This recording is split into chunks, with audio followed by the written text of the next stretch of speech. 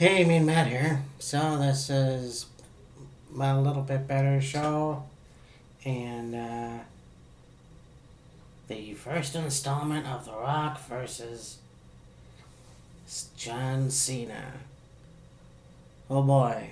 Okay, so let's go with the pre-show, which we had Primo and Epico with Rosa Mendes. We defeated Justin Gabriel and Tyson Kidd and the Usos. So this was a triple threat tag team match for the WWE Tag Team Championship, and Primo and Epico retained. I don't understand why there is 2 versus 3. Oh, it's a triple threat. Duh. Okay, so anyways, then we get to the show. And once again, the world title is on the line. In the beginning, the first match. So last year you had Sheamus and Daniel Bryan in the pre-show for the United States Championship. This year, they're the World Championship. So Sheamus and Daniel Bryan with AJ Lee. You know, Daniel Bryan was a really good heel. You know, it's kind of like, as I probably pointed out, version of Owen Hart in a way. Like, he was never the biggest, and although he was a heel, he wasn't vulgar. He didn't, no profanity whatsoever, you know. And then he had that whole vegan thing and all that kind of stuff. But yeah, I remember watching this, and I went into the kitchen when they both came down the aisle, and it's like as soon as I turned around, the match was over. So Daniel Bryan went to kiss AJ, turned around and got a mouthful of Sheamus's big boot, and then of course, 1, 2, 3, Sheamus is the new world champion. Yeah. And then we get Kane versus Randy Orton. I can't remember why this feud happened, but Kane won. That's all that's important, you know. Kane won. Then we get the Big Show versus Cody Rhodes for the Intercontinental Championship, I think. Yes. And of course, this was a good match. I believe that, you know, good things happen sometimes at shitty pay-per-views, and this is the first time that the Big Show becomes Intercontinental Champion. Whether or not that's a good idea or not, I mean, this was cool. For the first time in his career, Paul White finally gets the Intercontinental Championship. Now granted, the next time at Extreme Rules, he loses it right back to Cody Rhodes in the stupidest finish ever. Yeah, you know, I'm just going to be pushed and then put my foot on the table, and that's going to be it. I don't know why they did that with him, but whatever, there you go. Then we have Kelly and Maria Menounos, who defeated Beth Phoenix and Eve Torres. Of course, Maria Menounos being the lady who does extra, and another celebrity doing another wrestling match. I'm not sure how good she was. I may have to watch this crap again, but yeah, Kelly and Maria won. Who fucking knew? These celebrity matches, come on. I mean, it's one thing to have football players and boxers do a wrestling match, but now you're getting commentators and talk show hosts? Are you fucking kidding me? But that was it. And then we got the next installment of The Undertaker versus Triple H. This time it'll be in Hell in a Cell. Now, this is cool. When, you know, beforehand, you had, for some reason, a vignette or a video package where The Undertaker shaved his head. Shaved his trademark long hair, which... wow. But, yeah, that was interesting. I think that was just fucked up. Anyhow,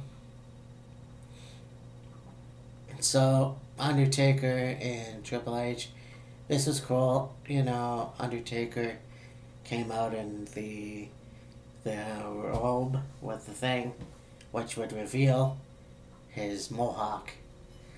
Yeah, that was cool. But the twist was Shawn Michaels would be the special guest referee. Now, Shawn Michaels, of course, faced The Undertaker twice in WrestleMania. He's faced him before, has a lot of respect for The Undertaker. And on the other hand, you have Triple H being best friends with Shawn Michaels. So, there was a little bit of hard thinking there for Shawn Michaels as a special guest referee. And it was cool because, you know, Shawn Michaels is kind of an actor.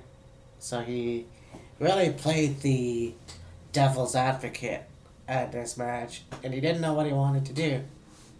There was one point where I believe Shawn Michaels and Triple H got face to face. Now, it wasn't without Triple H being Sweet Chin Music by Shawn Michaels. But it ended up that The Undertaker beat Triple H. And it was a pretty cool scene to see Triple H, Shawn Michaels, who were helping The Undertaker. Or no, it was The Undertaker and Shawn Michaels, no less, helping Triple H this time. You see, last year, it was The Undertaker who didn't walk out of WrestleMania. This year, it was Undertaker and Shawn Michaels helping Triple H out to the ring. And you see them on the aisle, and they're looking at the crowd. They're on the stage, and they're looking at the crowd. You have Shawn Michaels and The Undertaker that have been the longest in the WWE. And then you have Triple H, who was in the WWE starting in the mid-90s. That's just pretty cool to see that. To see these veterans who, you know, laid it out on the line for the people. It was a very good match, very bloody, very cool, and I always enjoy Hell in a Cell matches. But then we get a 12-man tag team match to determine the general manager of both Raw and SmackDown brand. Okay, so here we go. Team Johnny, John Laurinaitis, John Laryngitis, whatever you want to call him. A Super Dave Osborne wannabe. You have Team Johnny with David Otunga, Mark Henry, Dolph Ziggler, Jack Swagger, The Miz, and Drew McIntyre. With Johnny, Brie Bella, for some reason, and Vickie. They defeated Team Titty with Santino Marella, Kofi Kingston, R-Truth, Zack Ryder, Great Khali, and Booker T with Theodore Long, Hornswoggle, Eve Torres, Nikki Bella, and Xana. I forgot about Xana for a little bit there. This was an interesting match. I would think it would have been better at a Survivor Series, but they probably did do a Survivor... Actually, no. They did do a Survivor Series match, I think. I'm not sure. I have to look. No. Whatever. They may not have. Anyways, then we have the WWE Championship match. CM Punk versus Chris Jericho. You know, and you play devil's advocate because, on one hand, yes, CM Punk never got the main event spot. He never got to finish the show, but here's the thing. He was on second last to The Rock and Cena. Now, he could have been in the middle of the show. He could have been right after the World Championship match. But he was at least second to last, if that makes any sense. But this was a good feud. You had CM Punk, the WWE Champion, the longest WWE Champion that year, mind you. You know, it was pretty cool to see that. And then you have Chris Jericho. And these guys had the feud that CM Punk is straight edge. So he doesn't smoke, he doesn't drink, he doesn't do drugs. Apparently having sex not having sex follows that. But anyhow, you have Chris Jericho, who is the party rock star guy. I don't believe he does any drugs. But you know, there you go. He's the good rock star guy. And it was fun how you saw the vignettes where it's very reminiscent of 96. Jerry the King Lawler versus Jake Roberts, where Jerry Lawler exposed Jake Roberts for the alcoholic that he was. But then you look at this, where Chris Jericho had unlocked the fact that, you know, this was real life. Phil Brooks, CM Punk, whose dad was an alcoholic, whose sister was a drug addict. This was interesting. This was kind of... I didn't know which way it was going to go. And then, during the match, you have Chris Jericho goading CM Punk, which I thought was funny. So this match is just for the championship. So if Punk disqualified himself, he would have lost the championship as well. So of course Chris Jericho would have egged him on. Now fortunately CM Punk didn't fall for it and beat Chris Jericho by submission. You know, this was cool because I know that CM Punk was never main event guy, but the fact that he was WWE Champion for a year and a half was pretty cool.